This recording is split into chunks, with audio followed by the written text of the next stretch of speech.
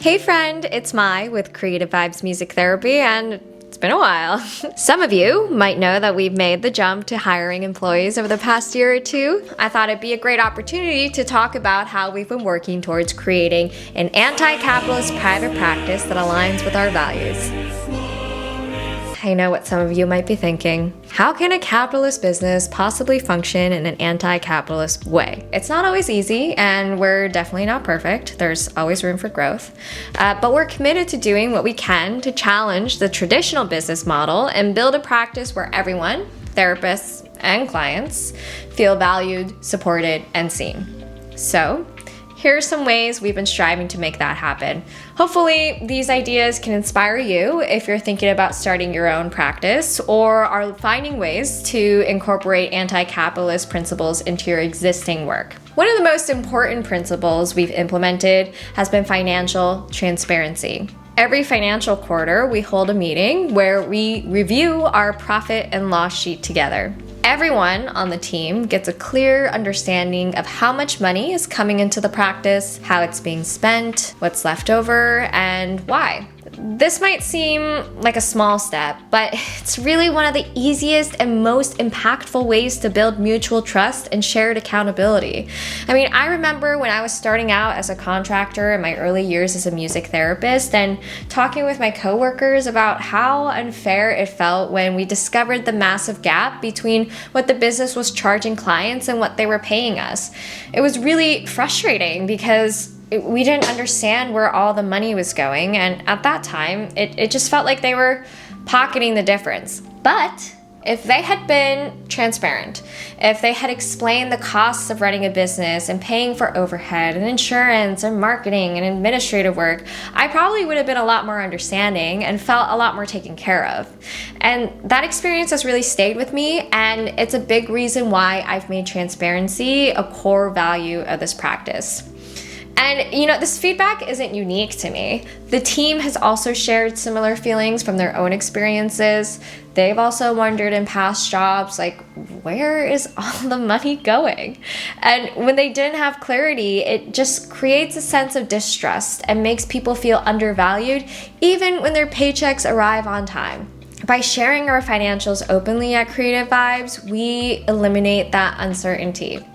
When our team sees the breakdown, how much goes towards rent, insurance, administrative costs, taxes, client discounts, they can see firsthand that the money is being handled with care and that their work is integral to keeping the business running. It also creates opportunities for collaboration. When the team sees how money is being allocated, they can offer suggestions for cutting costs or reinvesting in areas that matter to them, like new equipment, professional development, better benefits. Everyone has a voice, and that sense of collaboration makes our work environment stronger and more aligned with our values. So, transparency isn't just good for the business, it's good for our relationships. It's a really simple but powerful way to show respect for your team and build trust and create an environment where everyone feels invested in the success of the practice. We also prioritize shared decision making. It's another way we push back against the traditional capitalist business model. Usually, businesses operate under a rigid hierarchy where decisions are made by the owner or leadership team and handed down to employees without their input. So this kind of top-down structure prioritizes profit and efficiency over the well-being and autonomy of the people actually doing the work. So here, everyone has an equal voice when it comes to decisions that impact the practice. Whether it's determining benefits, shaping the vision for our growth, or deciding on the tools and resources that we want to use, every team member is encouraged to share their ideas and opinions. Instead of consolidating power at the top, it redistributes that power amongst everyone in the organization. It values collaboration over control and sees employees not as interchangeable workers, but as vital contributors with unique perspectives and lived experiences that deserve respect.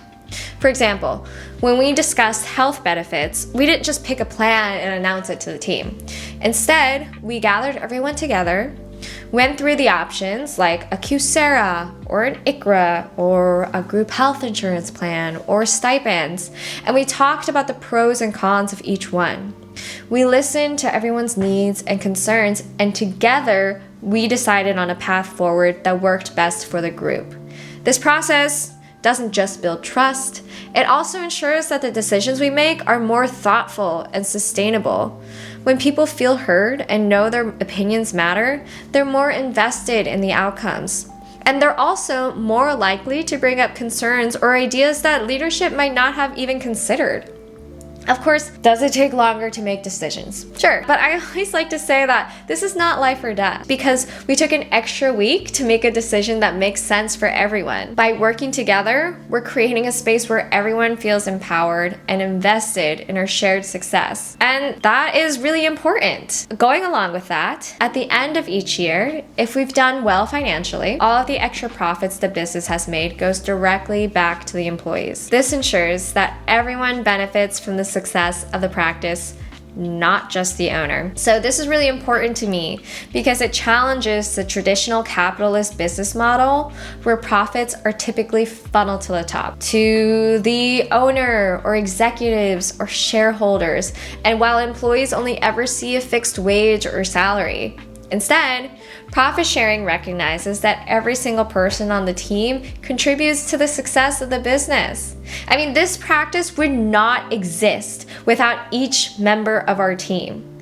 And because of that, we all deserve to share in the profits of our labor. In traditional business models, the focus is often on maximizing profits, even if that means cutting corners, underpaying employees, or overworking people. But for us, the focus is on making sure that everyone who contributes to our success benefits from it. This is also such a radical shift from the traditional mindset that views workers as just another cost to manage. By redistributing profits, we're saying that the people doing the work are just as important, if not more important, than the numbers on a balance scale. It's a way of rejecting the scarcity mindset that capitalism so often promotes, where the assumption is that there's only so much to go around and success for one person means less for everyone else. To me, profit sharing is a tangible way to resist that narrative. It's about creating an environment of abundance where everyone can thrive together. And I think that's what makes it such a powerful part of how we're working to build an anti-capitalist practice. It's not just about running a business differently. It's about imagining what's possible when we prioritize people, fairness, and community over profit. And that's something that I'm really proud of. Of course, anti-capitalism isn't just a practice in our relationships as co-workers, it's also for our clients. We've maintained a sliding scale for our services so that finances aren't a barrier to receiving music therapy, and around 30% of our clients receive some sort of discount for their services. For me, a sliding scale is about putting people first. It acknowledges that everyone's financial situation is different, and it creates a way for therapy to be accessible to as many people as possible, regardless of their income level. If, as therapists, we want to meet people where they're at, we also need to make care accessible in a way that feels fair and equitable. Offering a sliding scale is also a direct response to the idea that therapy or any form of care should be treated as a luxury for people who can afford it. By using a sliding scale, we're actively working against the notion that care should only be available to those who can pay top dollar for it. And now, from a practical standpoint, implementing a sliding scale does mean we have to be thoughtful about how we manage our finances. That's why I always tell people that when they're first starting out, it's okay to target populations that you know can afford your maximum rate. Because once you have a foundation of financial stability,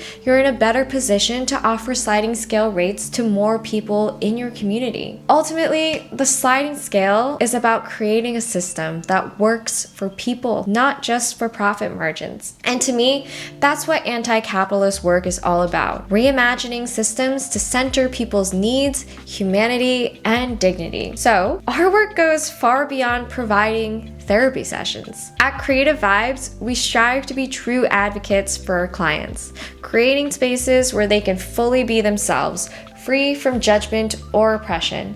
And this commitment extends to our workplace culture as well. We're dedicated to ensuring that our practice is inclusive, anti-oppressive, and a place where everyone, whether they're therapists or clients, feel respected, empowered, and heard. When we foster financial transparency and shared decision-making, it creates an environment where open and honest conversations can flourish. Everybody feels like their voices truly matter, whether we're discussing benefits or future goals or how to better support one another. And these conversations help us identify and prioritize what everyone needs to feel valued and cared for. One area we focus on heavily is self-care and addressing burnout. Private practice can sometimes feel isolating, and we know that music therapists, especially those in their first 5 years of practice, are particularly vulnerable to burnout. So that's why we've taken a proactive approach by diving into Ami Kunimura's book, Resilience Over Burnout, a self-care guide for music therapists as a team. In our group supervision meetings, we reflect on the insights from the book and share strategies for maintaining resilience and balance in our work. We make it a priority to encourage everyone to take their PTO and sick time without hesitation or the worry of how they're going to make up sessions later. One of the challenges our team has shared is feeling reluctant to take time off in the past because they knew they'd have to reschedule those sessions later, which added extra stress. We encourage making up sessions when it's feasible, but we also recognize that if taking time off creates more stress, that totally defeats the purpose. Rest is essential for building a healthy and sustainable community. By prioritizing our team's well-being, we ensure we're all better equipped to support one another and, most importantly, our client. By centering self-care and collective support, we're building a culture where both therapists and clients thrive. One that rejects burnout as an inevitable part of the job and instead embraces rest, collaboration, and mutual care as integral to our success. And now, finally, I'll be the first to admit that we don't have all the answers and we're still learning. Part of being anti-capitalist is recognizing when we can do better and being open to change. And that's something we take seriously as we move forward. So there you have it. Just a few ways we're working toward building an anti-capitalist music therapy practice. If you have any questions, ideas, or you just want to connect, drop a comment down below. And as always, thanks for supporting Creative Vibes and the journey we're on together. Bye.